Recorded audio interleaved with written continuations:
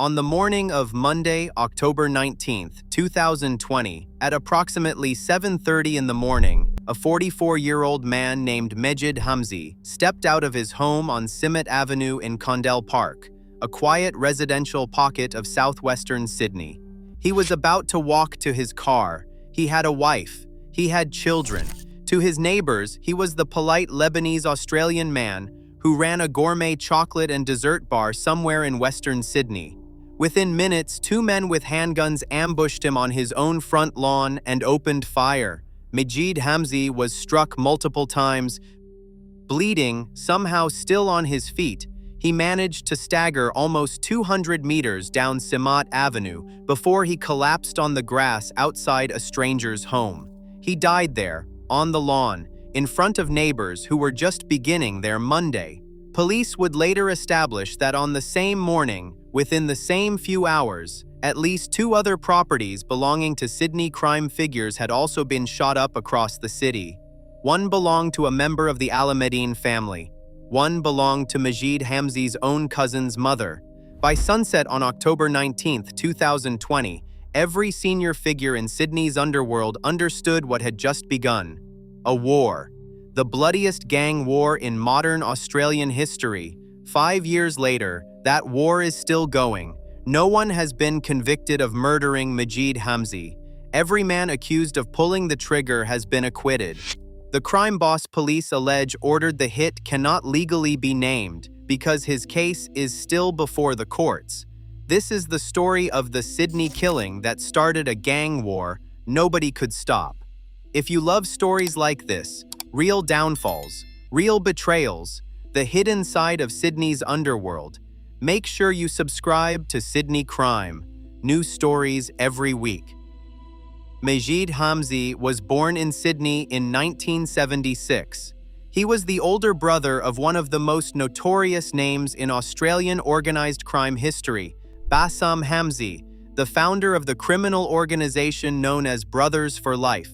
By 2020, Bassam was already deep into a 40-year prison sentence at Goulburn Supermax, the highest security correctional facility in New South Wales, serving time for murder, conspiracy, and running a drug network from inside his own prison cell.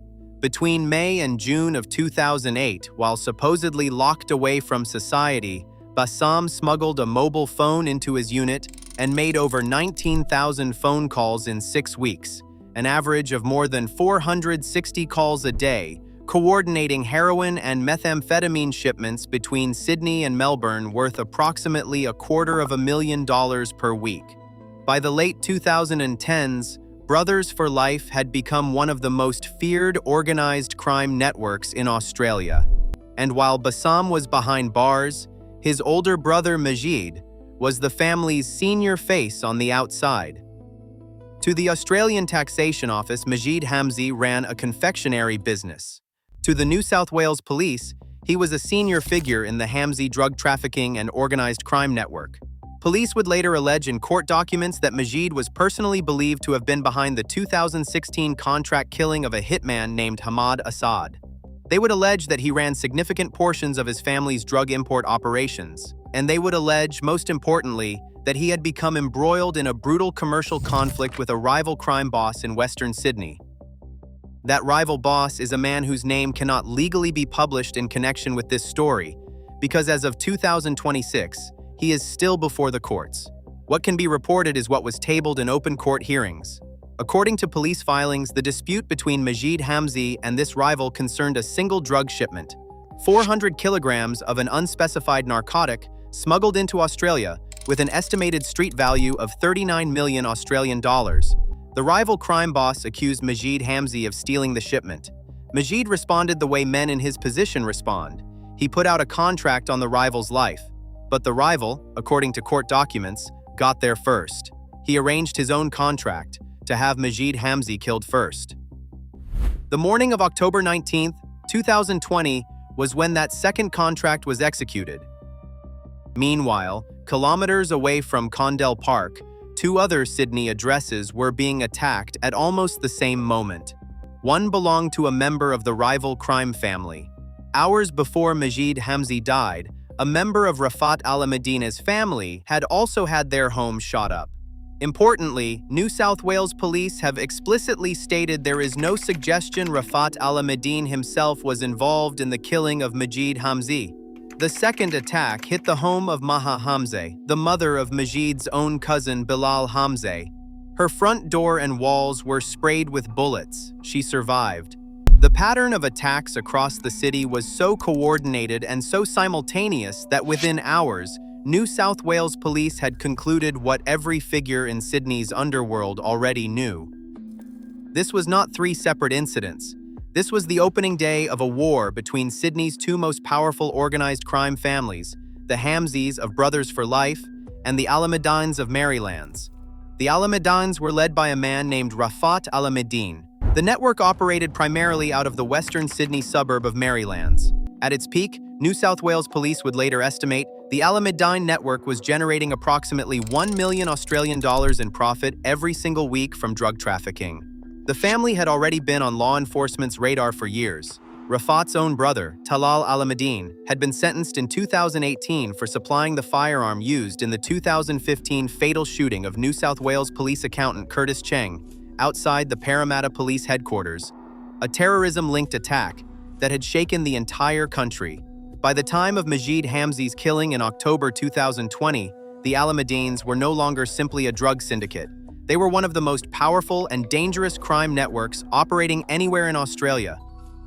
Within 24 hours of Majid Hamzi's death, the New South Wales Police State Crime Command established Strikeforce Courier, a specialist task force dedicated to investigating his murder. Strikeforce Courier was supported by the Criminal Group Squad, the New South Wales Crime Commission, the Raptor Squad, the Southwest Metropolitan Region, and the Australian Federal Police. It was, by any measure, one of the largest organized crime investigations in the country.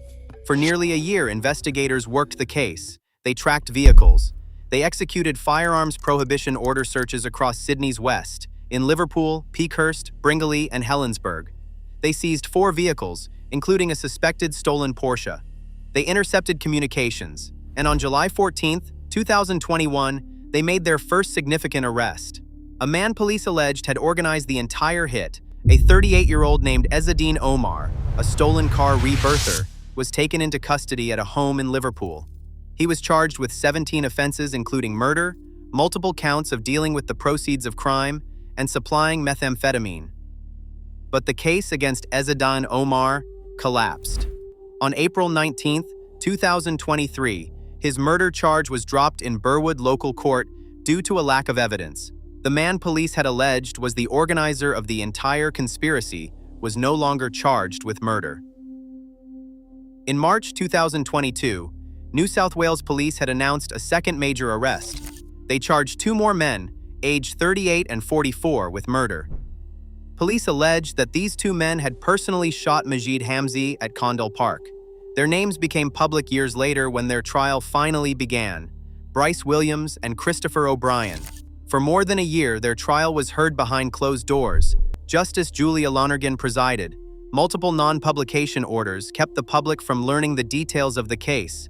In April 2025, Christopher O'Brien was acquitted of murder, but a suppression order kept that verdict from public knowledge because Bryce Williams was still to stand trial. Williams' trial finally began in September 2025. It ran for 13 weeks.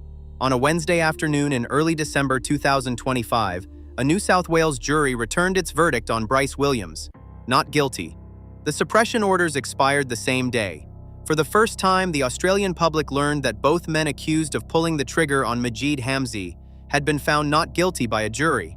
A third man, whose name remains legally suppressed, pleaded guilty to being an accessory after the fact for supplying the getaway cars. He was sentenced to 3 years and 6 months in prison. He was the only person, of any of the men charged in connection with Majid Hamzi's murder, to be convicted of anything related to it. Of the alleged organizer, the alleged shooters, and the alleged contractor, none has been convicted of murder. The case remains officially open. Meanwhile, thousands of kilometers from Sydney, the man police alleged had ordered the original hit, the rival crime boss whose name cannot legally be published, left Australia. He departed for Lebanon in late 2022, where multiple Australian crime figures had relocated to escape both the war they had started and the international policing operations that were closing in on them. From there, his alleged operations continued. In 2025, evidence emerged in unrelated proceedings that he had allegedly offered a contract worth 1 million Australian dollars to have a rival crime figure named Ibrahim Hamza killed. His name has surfaced repeatedly in conspiracy to murder and drug supply court hearings, but none of those proceedings has yet resulted in a murder conviction either. And while the Majid Hamza case ground through 5 years of failed prosecutions, the war his killing started never stopped. On June 17, 2021, just 8 months after Majid died, his cousin Bilal Hamza was assassinated in the heart of Sydney's central business district.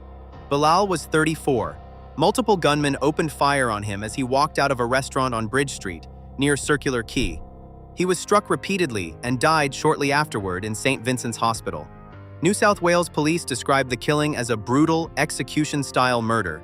They believed it was either a direct retaliation in the Hamza-Al-Ahmadiyyin War or a reaction to the wave of organized crime arrests that had just been carried out under the FBI-led Operation Ironside, ANOM Sting, or possibly both.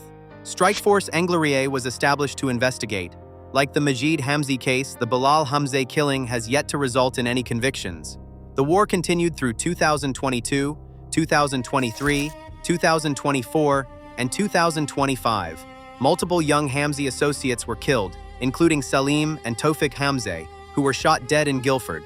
Multiple alleged Al-Ahmadiyyin associates were arrested, charged, and in some cases murdered.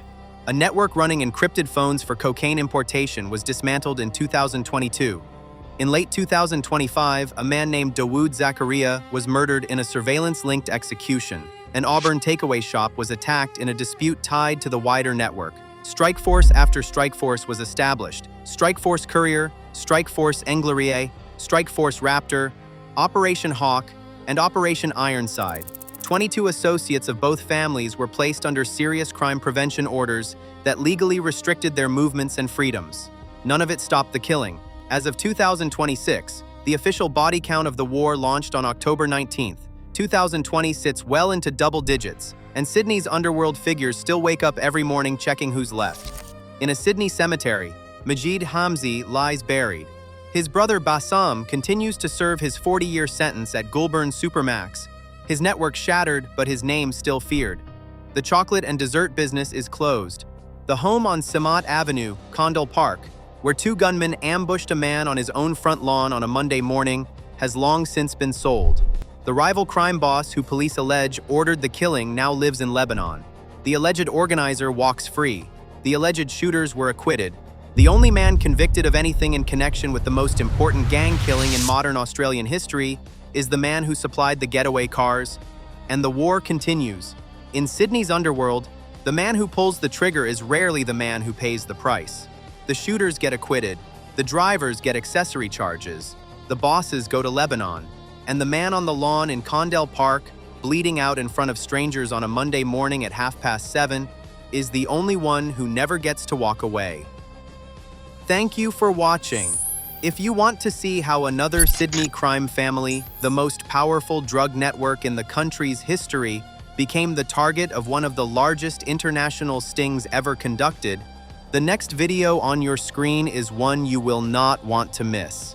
Make sure you subscribe to Sydney Crime so you never miss a downfall. I'll see you there.